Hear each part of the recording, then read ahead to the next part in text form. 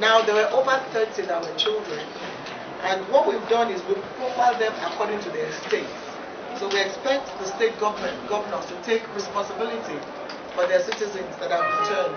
Now, I'm going to stress one thing: those who returned are not criminals.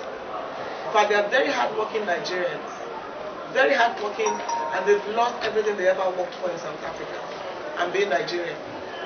So let's stress that none of them they are very hardworking Nigerians. I mean, we had fathers separated from their children. We had a mother. There's a widow with 4 children who just had to come back home. And for that widow with 4 children, I can't tell you, but there are already offers for scholarship for her children. So the state, this is how it goes. Abia has 7. Anambra has 13 returnees. Benue has 1. Delta 15. Ebonyi 2 returnees. Edo State 13. Ekiti 6. Enugu 7. Imo 28. Kogi 1 returnee. Kwara 3 returnees. Lagos 7. Ogun 30. Ondo 6. Osun 6. And Oyo 23. This makes the largest number in the first batch of 30 from Ogun State, and the second will be 28 from Imo State, with some states having 1. So now when they returned, everybody got a SIM card and airtime that will last about 2 months, and some money for transportation. And Bank of Industry, as I speak with you now, has their contact, so they'll be calling them to come for the Bank of Industry soft loans, so that those are the immediate plans for them. Then as they settle in, we're going to profile them and do a needs assessment, because somebody might want to trade and you want to say go and do hairdressing, so it's better to do a needs assessment. Now a lot of people have also offered services like counseling, entrepreneurship training. We're compiling everything, and the good thing is we have their contact, so we'll be reaching all the returnees on what I want to do. But the immediate thing is Bank of Industry will be reaching out to them, and we'll also give them a number to call for the Bank of Industry, which will be 070062 753 86664. All returnees are to call this number. Please, it's only if your name is on the list and you were documented that you should bother to call. So Bank of Industry is waiting to give you the assistance that they promised. And we want to thank all those who made it possible. First, Mr. President, for giving that instruction that Nigerians should be evacuated from South Africa. Our Minister of Foreign Affairs, who has shown leadership in all this. Chairman of Air Peace, for just immediately volunteering to bring the Nigerians home. We've received tremendous support from Airtel, who has given them phones and airtime. MTN has supported with airtime, data, and all that. And then some other organizations are offering one support or the other. And we appeal to other corporate bodies who, if you are interested, please help these returnees. Like I said, the only offense is that they're black and Nigerian. They're all very hardworking, dedicated, and they've lost everything that they ever worked for in South Africa. So another set will be returning tomorrow evening, and we'll also be on ground to receive them warmly on behalf of the President and the Honorable Minister of Foreign Affairs. So I think that will be the basic things if you have any questions. But the key thing is these names will be going to the various states, and we'll be appealing to the various state governors to ensure proper reintegration and welcome for these returnees from South Africa. As the next batch comes in, we'll also profile them and do the same thing.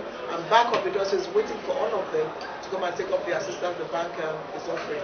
Thank you very much. Yeah, thank you. In general, in particular in South Africa, he opened up these doors to the returnees, sleeping, and later he got them hotels to stay at.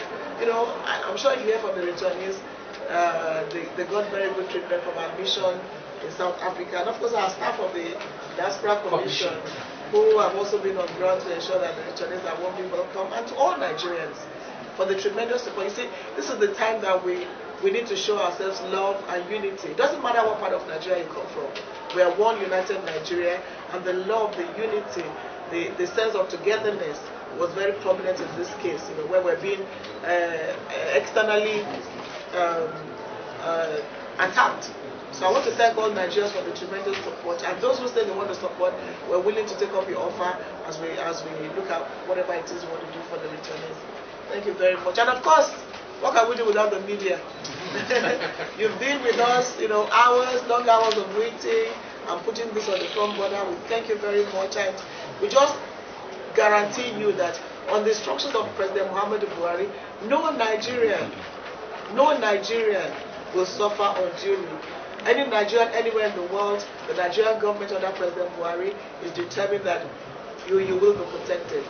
Be hardworking, be law-abiding, obey the laws of other countries. So Nigerians, whether you are abroad or at home, be rest assured of government's protection for your welfare anywhere in the world. Thank you. That has to be addressed by the Honorable Minister of Foreign Affairs. As you recall, Mr. President has directed the Minister to continue engagement with his counterparts and other agencies in South Africa. So issues that relate to policy decisions, what Nigeria will do, the issue of compensation, which the Minister has also demanded for, will be taken up at the ministerial level. So we continue engagements on that level, and I'm sure you'll hear directly from the Minister on the next steps to take in that regard. In terms of not allowed back in 10 years. Well, again, I can't confirm that. But I'm sure whatever issues, so there's tension right now, things are happening. Whatever issues, I'm sure our mission and the ministry will handle them. So I can't confirm. I've heard, but I can't confirm.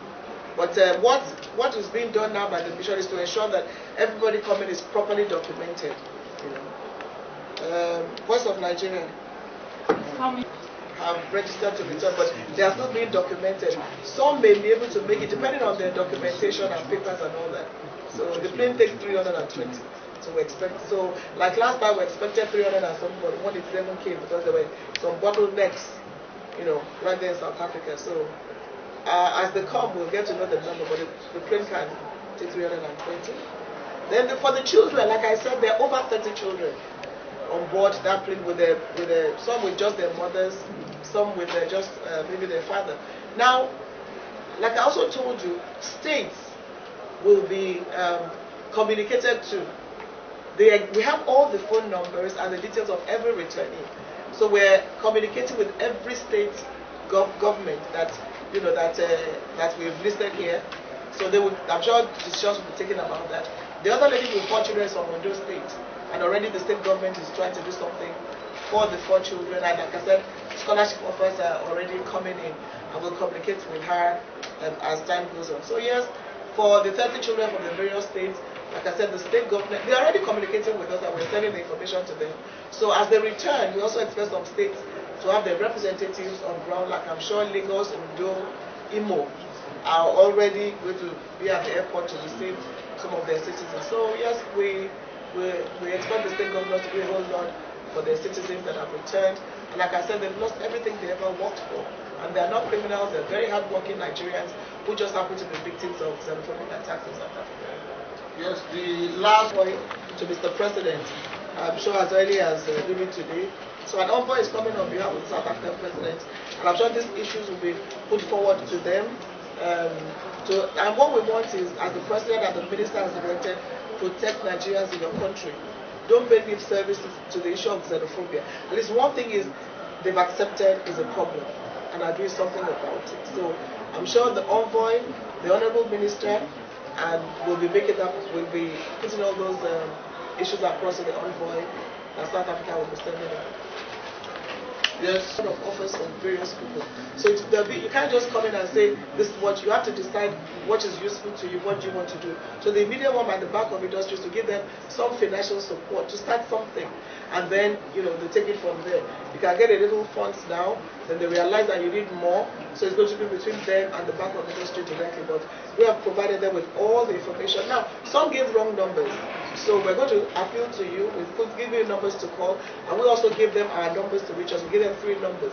So if there are issues reaching you, you can always reach us through the numbers we give you. And we'll also put out public service announcements. And like I said, the states will play a major role in all this.